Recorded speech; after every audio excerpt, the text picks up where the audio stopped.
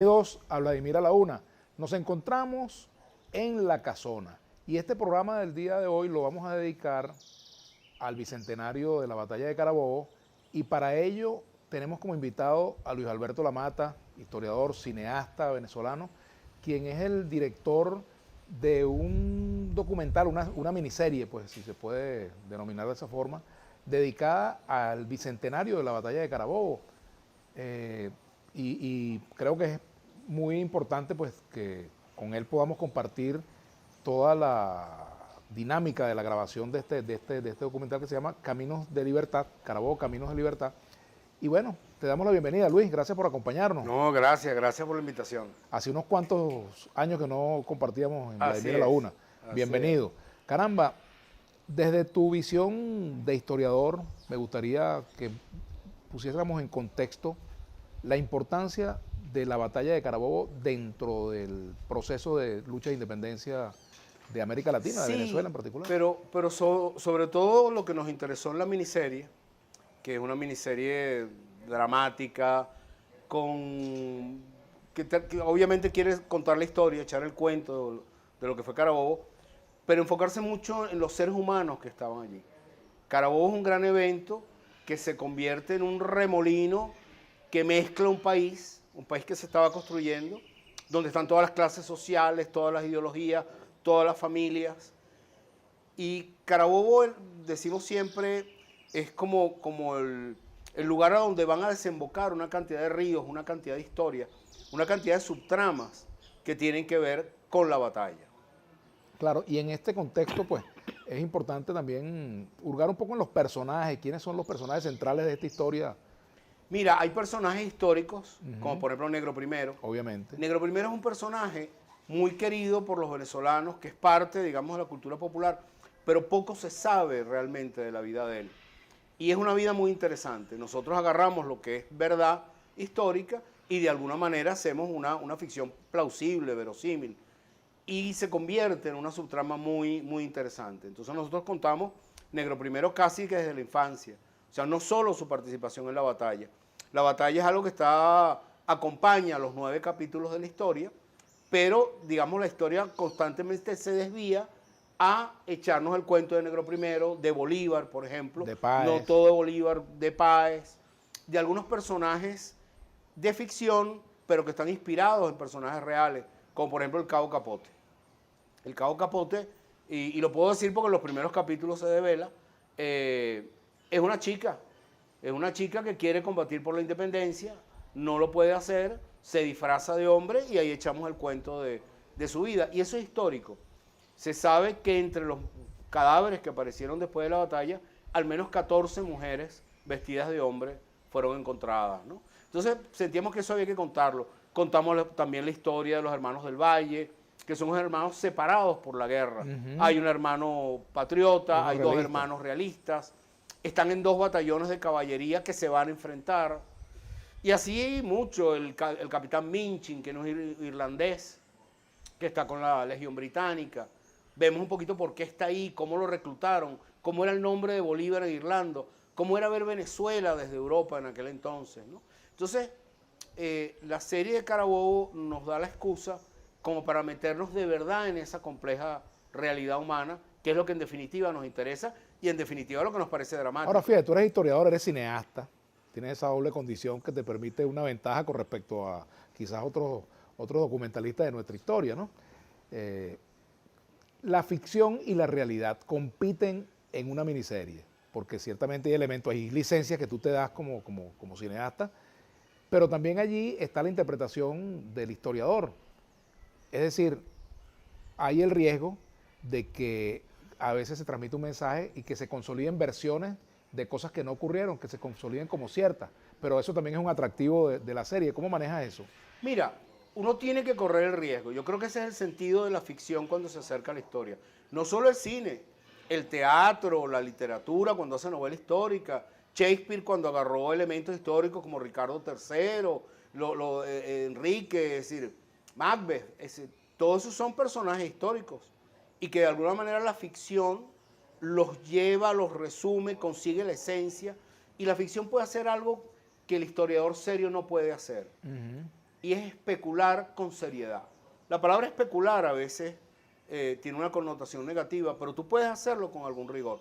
Te pongo un ejemplo concreto de esta serie, lo que era un reto, el discurso de Taguanes. Todos los historiadores hemos leído y sabemos que Bolívar reunió al ejército antes de Carabobo en el campo de Taguanes, a su ejército allí. Un ejército más bien vestido. Por primera vez Bolívar había logrado, gracias al armisticio y lo que venía de Nueva Granada, vestir a su ejército, que en la mentalidad del siglo XIX era importante. Pero lo cierto es que ese discurso no existe y nosotros lo queríamos ver en la serie. Tú dices, oye, tamaño riesgo, tamaño irresponsabilidad, ponerle palabras a Bolívar en un discurso del cual no hay testimonio. ¿Qué hicimos? Fuimos a otros documentos de Bolívar, fuimos a las cartas de Bolívar, fuimos a lo que Bolívar comentó en aquella época y ahí reconstruimos un discurso que es ficción, puesto que lo escribimos nosotros, pero lógicamente a partir de Bolívar. Será discutible o no, algunas cosas, pero ese es el mérito de la ficción. Respetando mucho la historia seria, la historia académica, yo sí creo que la ficción con la historia, llámese, insisto, novela histórica, cine, teatro, puede correr riesgos que el documento, que el que busca el documento no puede correr. Nosotros no sabemos qué se dijeron Morillo y Bolívar cuando se reunieron en Santa Ana. Ellos se reunieron a puerta cerrada, incluso pasaron la noche juntos, como un gesto de confianza. ¿Qué se dijeron? No lo sabemos. Pero si yo sintonizo una miniserie sobre Santa Ana, como lo tenemos nosotros, yo quiero saber qué hicieron. Yo quiero que la ficción me lleve detrás de la puerta que el documento, que la carta no me permite traspasar. Eso es interesante. Por cierto que allí hay una expresión tomada de alguna manera de Miguel de Unamuno, cuando dijo, venceréis pero no convenceréis. Tú le das la vuelta y pones en boca de Bolívar, venceremos y convenceremos. Sí, queríamos una palabra que cerrara el discurso, un par de palabras que tuvieran la fuerza necesaria, que fuera plausible que Bolívar las usara, y efectivamente el venceremos es algo que Bolívar usa en algunos documentos, convenceremos una cosa que dicen otros, y cuando yo lo leí en un par de cartas separadas, me acordé de Unamuno. Esa es la verdad. Cuando le dice a Millán Astray, venceréis pero no convenceréis. Entonces le dimos la vuelta un poquito a esa palabra, y Bolívar finalmente dice, al final de su discurso, venceremos y convenceremos. Para mí ha podido ocurrir. Yo soy de los que cree que cuando tú trabajas historia en cine, te tienes que guiar mucho por lo plausible. Tal vez no hay documento que lo refrende, que lo apoye, pero ha podido ocurrir. Claro. Ahora, las contradicciones sociales de la época, sociales y raciales, transversalizan la serie, me imagino. Están presentes. Uno de los conflictos que ya en el primer capítulo se anunció y se retoma mucho más tarde, es cómo Bolívar tenía que hacer política con una cantidad de gente que eran esclavistas, que eran propietarios de esclavos. Ya Bolívar no lo era. Bolívar le había dado la libertad a sus esclavos. Pero Mariño lo era. Y de hecho en Venezuela, terminada la independencia, Bolívar escribe un documento donde le suplica al Congreso, y esa es la palabra que usa Bolívar, le suplico la libertad de los esclavos, el compromiso que tenemos con los esclavos. Y esa oligarquía venezolana no cumplió esa palabra sino muchos años después. Eso es algo donde siempre hubo un desaire hacia Bolívar. Bolívar era un elemento demasiado radical para aquella oligarquía. Y si hay, quieras que no, de parte de un sector de esa sociedad venezolana que se expresa en Carabobo, una parte racista, enormemente racista. Tenemos que hacer una pausa, Luis Alberto La Mata.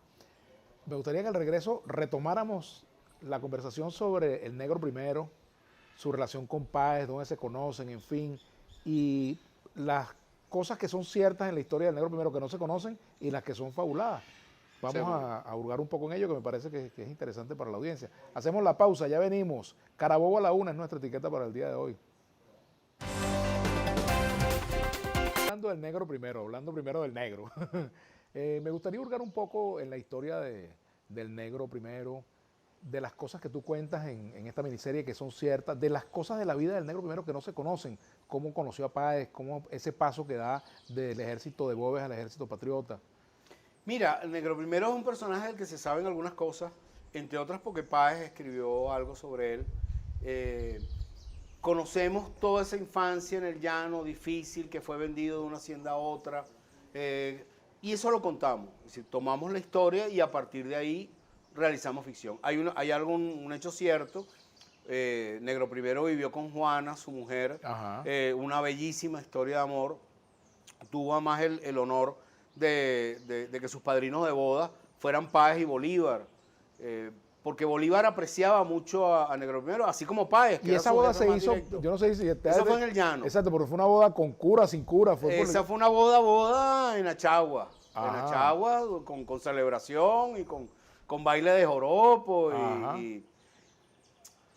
Y es parte de lo que nos interesa. O sea, ver que aquellos seres humanos, con algunas diferencias, pero somos la misma gente. Somos seres humanos tratando de vivir una vida mejor, más o menos con los mismos gustos, ¿no? Y ver ese arco de vida de Negro Primero te enseña mucho. Ese hombre que de verdad ofrendó su vida a la libertad, que no dudó en arriesgarla hasta lo último y que finalmente muere en Carabobo. Es una historia digna de contarse. Y la tratamos de contar de la manera más dramática posible, sin irrespetar la historia.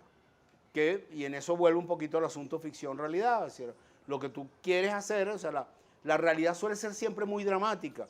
A veces hasta más dramática que lo que algunos escritores pueden inventarse. Pero la idea es tomar eso y con responsabilidad contarlo como televisión. Porque, insisto, es decir, esta es una miniserie de televisión. Claro, por supuesto. Que quiere, digamos, impactar al público, emocionar al público y de alguna manera compartir una historia.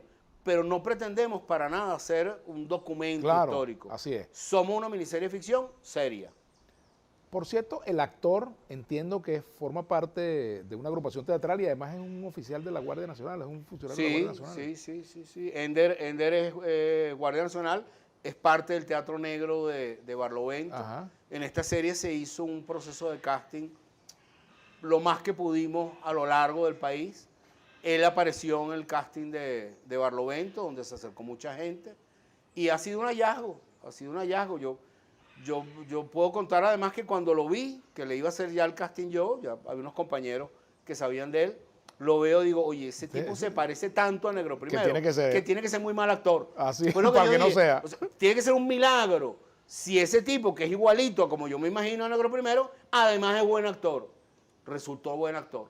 Pero no solo resultó buen actor, resultó estudioso de su trabajo. Ender trabaja con ahínco. Él, por ejemplo, se ha convertido en un jinete extraordinario. Tú lo ves en el caballo. Habría que contar que investigamos mucho cómo era la postura, el trabajo del lancero, cómo los lanceros mojaban la lanza. Mojar la lanza significaba que tú no la clavabas totalmente. Tú lo que querías era inutilizar al otro jinete. Eso es una técnica que no es fácil. Y de repente yo veo en el rodaje escenas donde Negro Primero, Ender, me refiero al actor, oye, tú lo ves no solamente mojar la lanza, sino cambiarse la lanza de la derecha a la izquierda y tumbar todo el cuerpo hacia un costado. Y yo digo, oye, pareciera que nació con un caballo entre las piernas. Y no, es mérito de Ender de haber trabajado seriamente ese personaje. Ahora, también es interesante saber un poco sobre la historia de la batalla de Carabobo a partir de hechos heroicos, ¿verdad? Que quizás se reflejan en la miniserie, ¿verdad? O de hechos humanos que sean importantes resaltar. Por ejemplo, tú me contaste algo con respecto a Páez, que llegó a estar prácticamente reducido por un oficial realista, ¿no? Hay una historia que contamos en la miniserie que es absolutamente cierta, la cuenta Páez en la autobiografía y además se ha documentado. Páez, que sufría de algo parecido a la epilepsia, sufre un ataque en algún momento de la batalla y queda en el suelo, inutilizado. Y el primero que llega junto a él es un oficial realista, de la caballería realista, que viene de ser parte de Boves y que tenía fama de un hombre cruel, venezolano, pero realista, que es Antonio Martínez. Y Antonio Martínez lo ve y no lo mata, para sorpresa de sus hombres. Al contrario, lo monta en el caballo, agarra a un soldado patriota y le dice, llévalo a la sombra, que se reponga, lo cuida. se asegura de que le den agua. Porque es un hombre que quiere matar a Páez, está dispuesto a matar a Páez, pero no de esa manera. Lo quiere matar con dignidad, pues, Sí. en un combate. En Páez era un hombre muy respetado en todo el llano venezolano, por patriotas y realistas. Eso es una historia auténtica. El mismo Páez se pregunta en su autobiografía que él no sabe muy bien por qué este hombre que venía de la guerra a muerte, la misma guerra a muerte que Páez había vivido, tuvo ese gesto honorable de no matarlo en el sitio. ¿Y se sabe qué pasó después con ese oficial realista? Mira, Páez dice que una vez lo volvió a ver, pero que nunca supo muy bien, que él le mandó un perdón en algún momento. Le mandó una carta donde le decía, mira, vente al bando patriota y te respetamos rango, sueldos caídos, te respetamos todo. Y Antonio Martínez la rechazó. Antonio Martínez le dijo, yo soy realista. O sea, yo estoy con el rey. No había otra manera. Es difícil entender esa Venezuela. Bueno, había dividida códigos en de esas honor que se posiciones. respetaban, ¿no? Claro. Ahora, fíjate tú, un tema que seguramente en la miniserie debe estar presente, que es el de las expresiones de odio también, que se dan en una guerra y en una confrontación entre un ejército patriota y un ejército realista. Por ejemplo, vemos la expresión de cómo comienza el libro de Lanzas Coloradas, cuando Páez le dice a los oficiales, bueno, traigan las lanzas llenas de sangre del adversario, si no ocurre eso, pues lo pasaremos por las armas tanto al oficial jefe como a todos los soldados. La guerra a muerte, es decir, en el bando realista, y hubo un patriota que también lo propuso, Nicolás Briceño, te daban un rango por la cantidad de orejas que tú llevaras. Si tú llevas una ristra de orejas determinadas, de enemigos que habías matado y le habías cortado la oreja, recibías empleo de teniente o empleo de capitán. En Carabobo ocurre algo que pocas veces se le da la importancia que tiene. Y es que Bolívar meses antes casi que le ha impuesto al bando español un tratado de regularización de la guerra redactado por Sucre y Bolívar, que es una obra maestra del derecho que todavía es internacional referente de gente. en cuanto al manejo de conflictos internacionales. Así es. Así es. Ahí hay una cara de un Bolívar diplomático, de un Sucre diplomático, político en el mejor y más bello sentido de la palabra, que trata de alguna manera de humanizar la guerra, que pudiera parecerle a alguien una contradicción, pero así hizo. Así es. Bien, tenemos que hacer una pausa y continuaremos conversando con Luis Alberto Lamata. Dos puntos que me llaman la atención o que me interesan abordar contigo. Uno es la evaluación de Páez a partir de su rol en la batalla de Carabobo y cómo, digamos, esa evaluación de Carabobo puede contrastarse con la evaluación posterior que se hace de él, su confrontación con Bolívar al final de toda esta historia, ¿no? Me gustaría hablar de este tema y también de los recursos tecnológicos que utilizaste en la filmación de la miniserie, que hay importantes cosas que destacar allí. Vamos a hacer la pausa, ya venimos con Luis Alberto Lamata en la parte anterior del programa.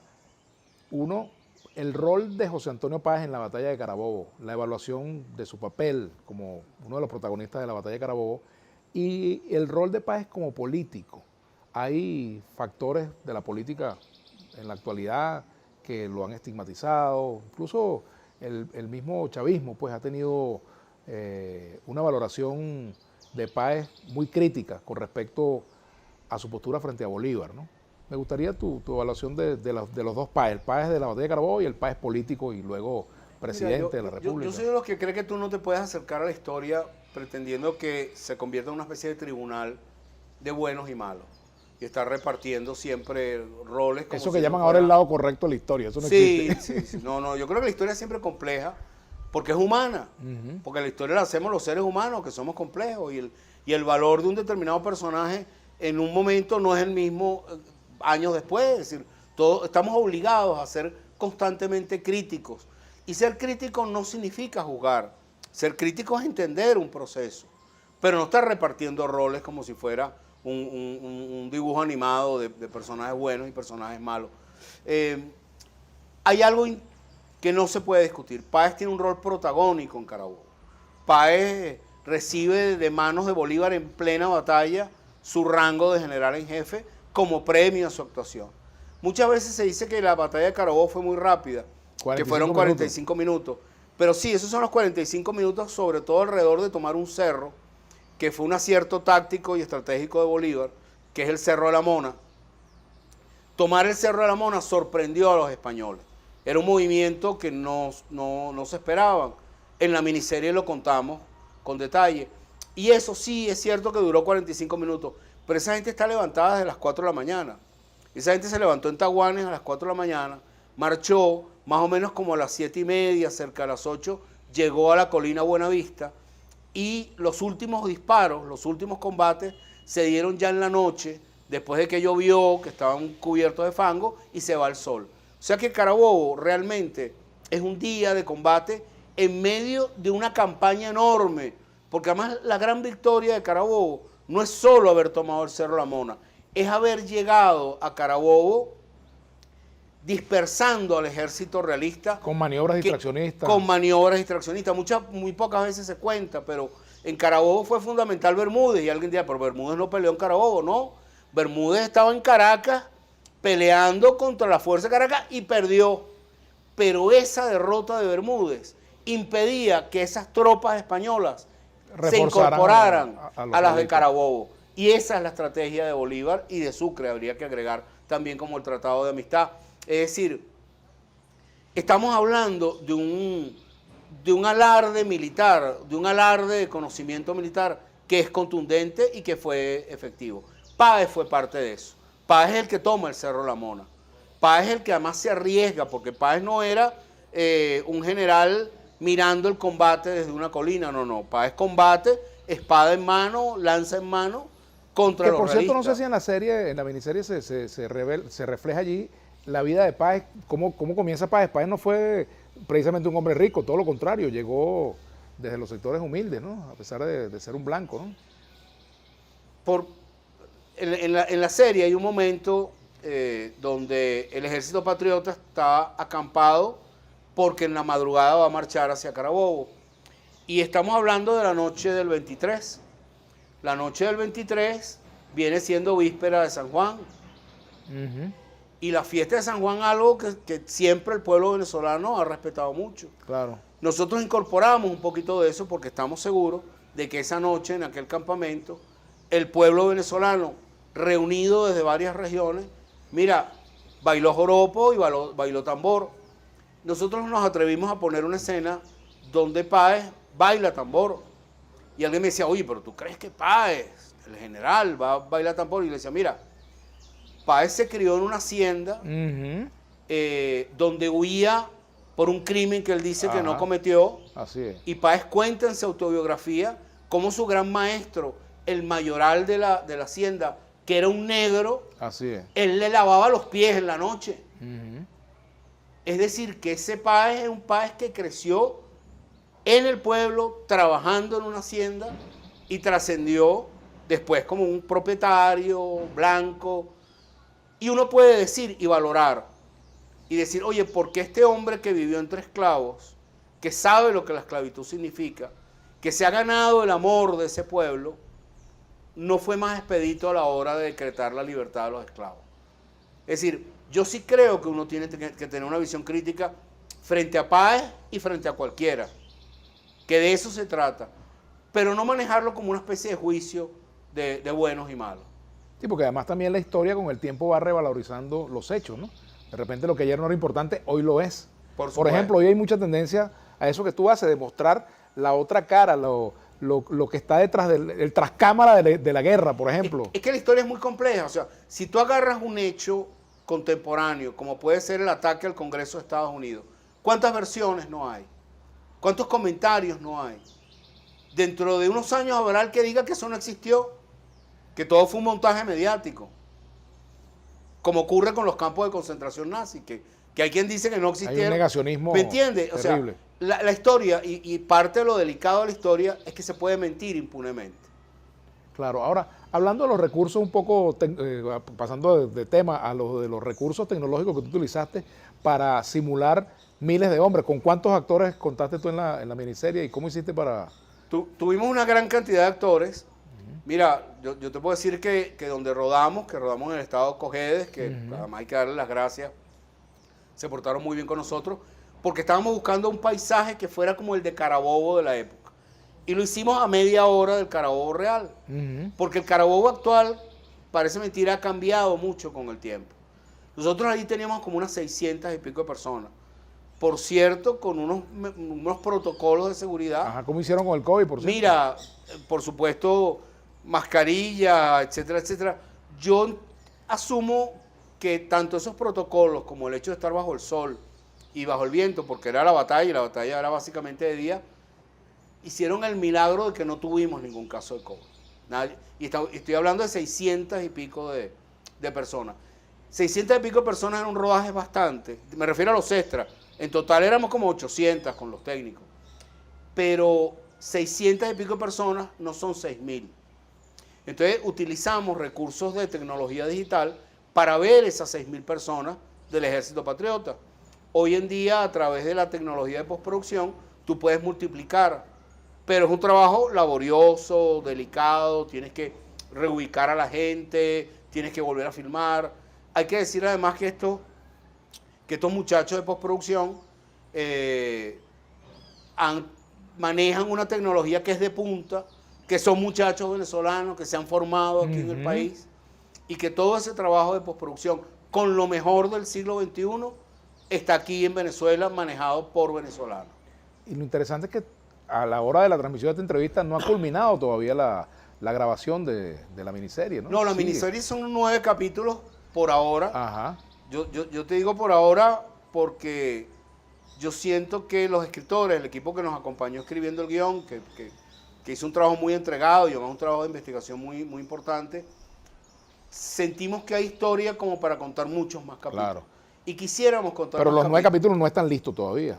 Estamos grabando. Están grabando. Estamos grabando. Estamos en pleno proceso de grabación. No vaya a pasar como por estas calles que después empezaron a meterle para alargarla, ¿no? Puede ser que tiene muchos elementos. Mira, pero sí te voy a decir algo. O sea, Carabobo en términos de historias humanas es vastísimo. Claro. Es vastísimo. Yo 9 capítulos me siento apretado. Claro, por supuesto. Te lo digo ya como hombre de televisión, como hombre de cine.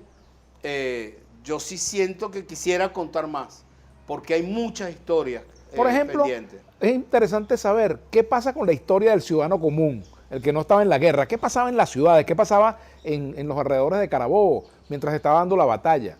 La gente sabía que eso estaba pasando, estaban a la expectativa, eran ignorantes de lo que allí ocurría. ¿Qué pasaba allí? Mira, la guerra de independencia en Venezuela fue muy dura porque fue además una guerra a muerte durante muchos años. Cuando llegamos a Carabobo, esa gente tiene mucho más de 10 años de guerra casi continua, con momentos más, momentos menos. Era muy difícil sustraerse de la cuestión bélica, porque cada bando, y como ocurre en la guerra y con cierta injusticia, cada bando aspira de ti una lealtad absoluta, que hace muy difícil la neutralidad. Entonces sí, mira, había casos, había sitios más tranquilos. Maracaibo y Coro habían sido realistas hasta hace relativamente poco. Al momento de Carabobo ya se han sumado a la independencia. De hecho, Maracaibo fue el detonante de lo que fue la ruptura del armisticio. Yo creo que sí existía una vida cotidiana, pero no era una vida cotidiana normal. Carabobo de alguna manera viene a ponerle punto a 10 años muy sufridos de todo el pueblo venezolano.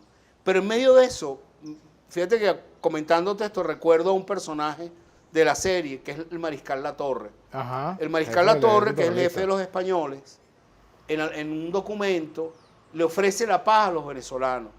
Y llega a decir incluso, siendo él un vizcaíno, siendo de origen vasco, escribe: yo me siento venezolano, yo soy uno de ustedes y tengo ese mismo anhelo de paz. Hay que decir también que Latorre se casó con una prima lejana de Bolívar, con una venezolana. Son ese tipo de cosas que poco se cuentan, fíjate, a veces en los libros de historia.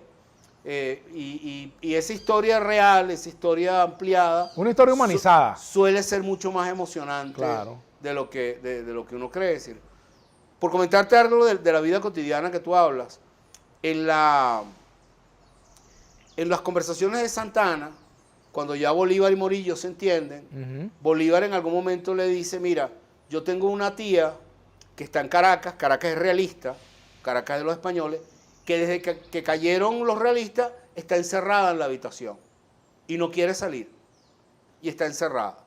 Yo quiero que de parte mía vayas y le digas que vas de parte mía, yo voy de parte de su sobrino Simón Bolívar, para que salga usted de la habitación. Ella era la viuda de José Félix Rivas. La señora no quiso salir. Señora se negó totalmente a dejar su habitación y ahí estuvo hasta que cayó siendo viuda de José Félix Rivas. Siendo viuda de José Félix Rivas, a quien había matado Boves. O sea, tenía razones para de alguna manera tener resentimiento. Pero digo, no era fácil la vida cotidiana. Claro que no lo era. Bueno, y no lo es todavía. Es muy difícil, porque hay muchas historias. Eso que tú dices, por ejemplo, hermanos en un bando, hermanos en otro bando, jefe del ejército realista casado con una prima de Bolívar, una prima lejana. Bueno, cosas que pasan, ¿no? Bien, vamos a hacer una pausa y venimos para la parte final de esta conversación tan interesante con Luis Alberto Lamata, director de Carabobo, Caminos de Libertad. Ya regresamos, rodando para que se lo recuerde, Carabobo a la 1. Bien, ahora fíjate, estamos hablando en la pausa del lado humano de la historia, de cómo los grandes acontecimientos, las gestas históricas, en fin, tapan, mandan prácticamente al subsuelo historias humanas cotidianas que a veces dicen mucho más que la propia que el propio relato de fechas y momentos, ¿no? Sí, sí, sí. Y yo creo que el deber de una parte de la historia, eso hoy en día y desde hace algún tiempo tiene alguna fuerza, eso que llaman la historia mínima, que es la historia de las cosas que aparentemente no son los grandes hechos históricos, que son fundamentales, pero que tú también tienes que contar la otra parte. Es decir, yo insisto en que la ficción debe cubrir ese espacio, junto con la historia mínima. Contar cómo era la vida, cómo era la vida de Artemisa. Artemisa, en el caso de nuestra miniserie, es una chica que también quiere combatir, que no puede hacerlo por el hecho de ser mujer, que es enfermera, pero que en algún momento camina entre los heridos, ve una espada, ella sabe manejar la espada, porque el hermano la enseñó, y ahí contamos una historia que es perfectamente posible y plausible. Hay historias, digamos, reales, documentadas, que son muy interesantes. Julián Mellado, por ejemplo. Julián Mellado es un jinete que va a morir en Carabobo. Era digamos, de las primeras lanzas de la República, con hermosísimas historias que el gran público no conoce y que nosotros de alguna manera tratamos de contar en la miniserie. Fíjate que siempre cuando se va a narrar una batalla, se va a contar lo que pasó en una batalla, se narran las conductas que demuestran valor, el heroísmo, pero también hay actos de cobardía. Bueno, nosotros tenemos no quiero ser el spoiler, pero tenemos un personaje del que hablé hace un momento, que es Minchin, un irlandés, que por circunstancias sufre un ataque de pánico tomando el Cerro de la Mona. Carabobo fue una batalla muy particular donde ofrendaron su vida del lado patriota importantes oficiales. De 3 generales de división, de 3 divisiones que habían, mueren 2, Cedeño y Plaza. Claro. Mueren importantísimos oficiales, como Mellado, como Ferriar, que es el comandante de la Legión Británica, del Cazadores Británicos. Es histórico que la alta oficialidad del Cazadores Británicos quedó muerta o herida. Y Minchin, que es un personaje histórico, está en el Panteón Nacional. Minchin de repente Páez le dice, ahora usted está al mando. Y él dice, bueno, ¿y los 7 que estaban sobre mí? No están muertos. O murieron o están heridos. Así. Ahora usted está... Y el espectador ha visto que Minchin ha tenido un ataque de pánico. Esa es parte de nuestra ficción. Pero es humano. ¿Ves? Pero ha podido ocurrir. Claro. Lo que hoy en día llaman un síndrome de estrés postraumático, que lo sufren por lo general los soldados que regresan de las guerras. Y efectivamente Minchin, en pleno estado de pánico, recibe el mando de la Legión Británica. Es un estrés traumático en pleno acontecimiento. Correcto. Y no cuento más porque es parte de la trama de la miniserie, cómo eso sigue adelante, en lo que fue una heroica actuación del Cazadores Británicos. Muchas veces hay historiadores que hablan de ellos cual viles mercenarios, y quien ve la actuación del Cazadores Británicos se da cuenta que eso no eran Aunque hayan recibido pagos por estar en la guerra, porque también ese era lo otro. Eran ¿no? soldados profesionales, pero lo hacían también con la convicción, digamos, republicana en muchos casos. Sí, porque la causa republicana no se limita a un país, es una causa internacional. Correcto, digamos. ocurría mucho con irlandeses, ocurría mucho Polacos, con escoceses, polacos, es decir, hay un momento del discurso de Taguanes donde Bolívar dice, hoy la humanidad se juega su destino. Aquí hay valores como democracia, como república, como libertad, que están en juego. O triunfamos aquí o el universo entero se sumerge en el despotismo. Esas son palabras de Bolívar en cartas, en discursos, que de alguna manera fueron hasta ese discurso que elaboramos de Taguanes. Pero Bolívar tenía una visión universal que animaba y motivaba a muchos de esos soldados. Fíjate, también se puede hacer ver que la batalla de Carabobo sella la independencia de América Latina o básicamente de los países que estaban en guerra contra el colonialismo español, que es un paso importantísimo, pero después de la batalla de Carabobo, incluso en Venezuela siguieron acontecimientos, todavía vino la batalla de Maracaibo, todavía quedaban de Puerto Cabello, los rezagos de las tropas, toda la desbandada de los españoles, pues también resistiendo en algunos lugares. Caracas todavía no había sido del todo liberada. ¿Qué pasó después de la batalla de Carabobo? Mira, Carabobo, el gran reto de los patriotas terminando la batalla era capturar al Valencey. Alrededor de ese batallón español, de una manera magistral, tenemos que decir que la infantería española era una de las mejores infanterías del mundo. Habían derrotado la fuerza de Bonaparte. Perdón. Cortar la retirada del Valencey es un objetivo que no se cumplió. El Valencey logró ir de Carabobo a Puerto Cabello y atrincherarse en Puerto Cabello. Tratando de rendir al Valencey, mueren Cedeño y Plaza, que mueren en un momento en que la batalla ya está ganada, pero ellos entendían la importancia de capturar a ese batallón. Eso no se pudo. Eso significó algo más de un par de años de combate. Finalmente Espada es el que va a rendir a Puerto Cabello mucho después. Va a venir la batalla del lago de Maracaibo, que fue fundamental, claro, que fue importantísima. Y va a venir también todo lo que son las campañas del sur de Bolívar. Es decir, después de Carabobo ocurren muchísimas cosas. Pero hay algo que sí tiene Carabobo. Carabobo, el ejército español es prácticamente derrotado. Está obligado a refugiarse. Ya no controla el país. Bolívar en aquel momento tenía en sus manos lo que pudiéramos llamar la victoria política, la victoria moral, la victoria ética de la independencia. Le faltaba la victoria militar.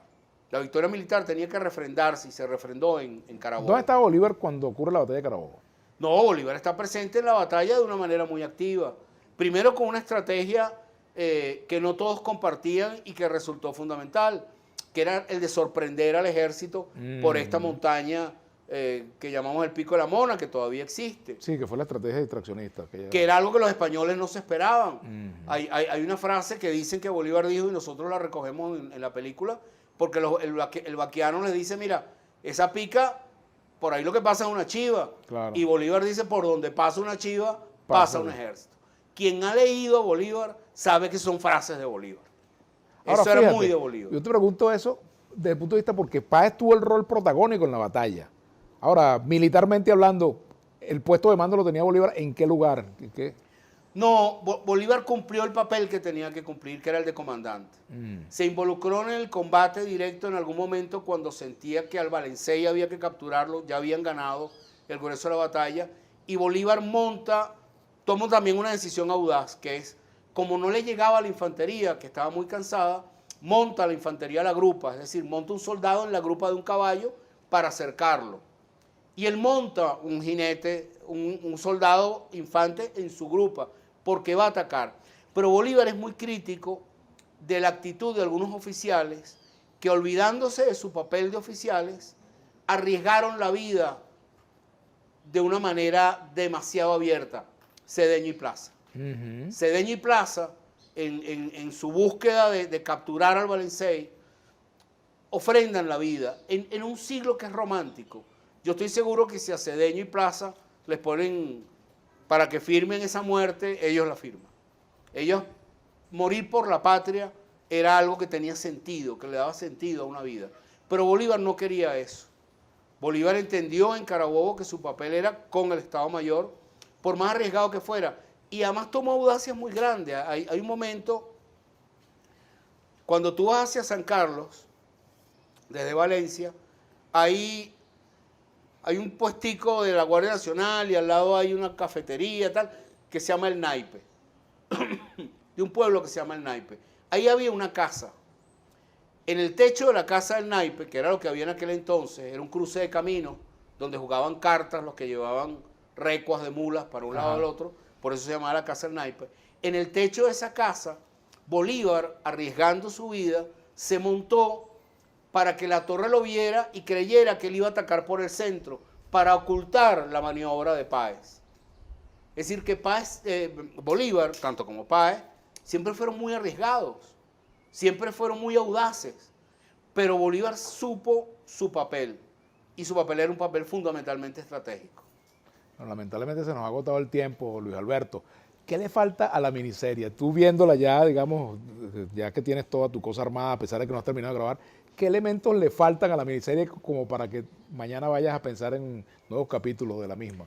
Mira, hemos disfrutado mucho haciéndola. La pasión del equipo por la historia ha sido enorme. Yo lo que quiero es que ya vayan saliendo los 9 capítulos y claro, ya es mi aspiración como realizador y la de todo el equipo que me acompaña, es que el público se enamore de ella, que hayamos sido capaces de hacer algo que guste, si así es, te van a pedir que vengan más capítulos. Yo voy a estar pidiendo eso todo el tiempo, porque como te digo, siento que Carabobo es una historia muy, muy amplia, una historia infinita, si tú quieres, y hay un Carabobo nacional y hay un Carabobo hasta personal con el cual nos enfrentamos todos los días. Nosotros, echando broma más de una vez, en alguna dificultad, nos hemos oído diciendo, por donde pasa una chiva, pasa un ejército. Porque esa voluntad de Bolívar hay que recuperarla. ¿Cómo hacer, ya con esto sí cerramos, para que este trabajo sea visto un poco alejándonos de la polarización política que marca mucho al país hoy en día? Es inevitable que en un país con los enfrentamientos que tenemos, esas cosas rocen. Pero de alguna manera yo creo que Carabobo nos pertenece a los venezolanos, todos, incluyendo las diferencias, hasta que puedan ser insalvables, porque ¿por qué no? Pero Carabobo nos debe unir, Carabobo debe acercarnos. Bolívar, en ese discurso de Taguanes, dice algo que yo suscribo, y él dice, ojalá mañana nos unamos todos en el abrazo de una misma patria. Yo suscribo esas palabras de Bolívar, que están en consonancia con lo que yo le leo en sus cartas. Buena frase para cerrar esta conversación. Gracias, Luis Alberto. Gracias, Vladimir. Gracias, querido.